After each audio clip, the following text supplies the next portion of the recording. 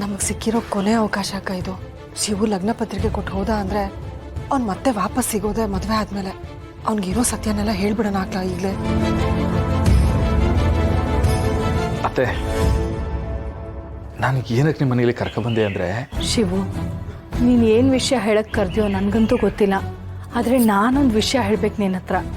ಅದೇನಪ್ಪ ಅಂದರೆ, ಶಿವು,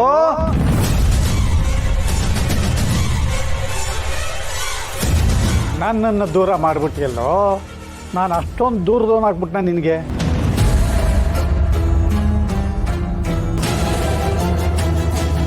ಅಪ್ಪ ಯಾಕೆ ಇಷ್ಟು ನಾಟಕ ಮಾಡ್ತಿದ್ದಾರೆ?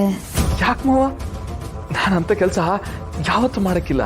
ಬಾಯಿ ಮಾತಿನಲ್ಲಿ ಹಂಗಂತೀಯ, ಆದರೂ ದೂರನೇ ಮಾಡ್ತೀಯ ನನ್ನ. ನಿಮ್ಮ ಅತ್ತೆದಿರ ಹತ್ರ ಮಾತಾಡಬೇಕು ಅಂತ ಹೇಳಿ ಕರ್ಕೊಂಡು ಬರ್ತೀಯ, ಅದು ನನ್ನ ಮುಂದೆನೆ. ಅಲ್ಲಿಗೇನರ್ಥ?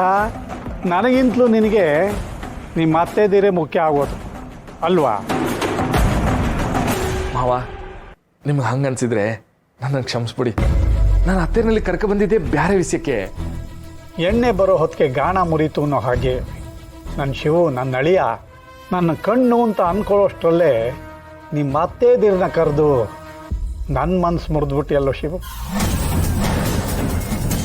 ಅಂಥದ್ದೇನಿತ್ತು ವಿಷಯ ನನ್ನ ಮುಂದೆ ಮಾತಾಡೋಕ್ಕಾಗದೇ ಇರೋವಂಥದ್ದು? ಅದು ಮಾವ, ನಿಮಗೆ ನಿಜ ಹೇಳ್ಬಿಡ್ತೀನಿ. ಅದು ಮದುವೆಗೆ ಜವಳಿ ತಗೋಬೇಕಿತ್ತಲ್ಲ, ನಾನು ನಮ್ಮ ಕಡೆಯವ್ರಿಗೆಲ್ಲ ಜವಳಿ ತಗೊಂಡಿನಿ. ಆದರೆ ನಿಮ್ಮ ಮನೆಗೆ ಜವಳಿ ಕೊಡೋಷ್ಟು ದೊಡ್ಡ ಮನ್ಸ ನಾನಲ್ಲ. ಆಮೇಲೆ ನಾನು ತಗೊಬರೋ ಜವಳಿ ನಿಮಗೆ ಹಿಡಿಸ್ತದೋ ಇಲ್ವೋ, ಅದಕ್ಕೆ ಜವಳಿ ಬದಲು ದುಡ್ಡು ಕೊಟ್ಬಿಟ್ರೆ ನಿಮಗೆ ಯಾವ ಜವಳಿ ಇಷ್ಟನೋ ಅದು ತಗೋಬೋದಲ್ವಾ? ಆದರೆ ದುಡ್ಡಿನ ವಿಷಯ ನಿಮ್ಮ ಮುಂದೆ ಮಾತಾಡೋಕ್ಕೆ ಒಸಿ ಮುಜುಗರ ಆಯಿತು. ಅದಕ್ಕೆ ಅತ್ತೆಯರನ್ನ ಇಲ್ಲಿ ಕರ್ಕೊಬಂದ್ಬಿಟ್ಟೆ. ಅಯ್ಯೋ ನಿನ್ನ, ಇದನ್ನು ಹೇಳೋದಕ್ಕೆ ನನ್ನ ಹತ್ರ ಮುಜುಗರ ಏನು? ಎತ್ತು ಉತ್ ಮೇಲೆ ತಿಳಿತು, ಹೆಣ್ಣು ಹೆತ್ತ ಮೇಲೆ ತಿಳಿತು ಅನ್ನೋ ಹಾಗೆ ಅಲ್ವಾ? ಆದರೆ ನಮ್ಮ ಶಿವಗೆ ಮಾತ್ರ ಈ ನಿನ್ನ ಮಾವ ಏನು ಅಂತ ತಿಳಿಲೇ ಇಲ್ವಲ್ಲ. ಅದನ್ನ ನಾನು ತಿಳಿಸಿ ಹೇಳಪ್ಪ.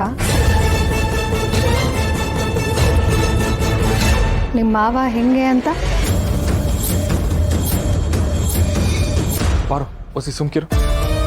ಮಾವ, ನೀವು ದೊಡ್ಡವರು, ದುಡ್ಡಿನ ವಿಷಯನ ನಿಮ್ಮ ಮುಂದೆ ಹೆಂಗೆ ಮಾತಾಡೋದು ಅಂತ ಮುಜುಗರ ಪಡ್ಕೊಂಡೆ. ಆಟೆ ತೆಪ್ಪಾಯ್ತು. ಹೋಗ್ಲಿ ಬಿಡು. ರಶ್ಮಿ ಮದುವೆ ಅಂದರೆ ನಿಮ್ಮನೆ ಮದುವೆ ಅಲ್ಲ ಕಣೋ, ನಮ್ಮನೆ ಮದುವೆ.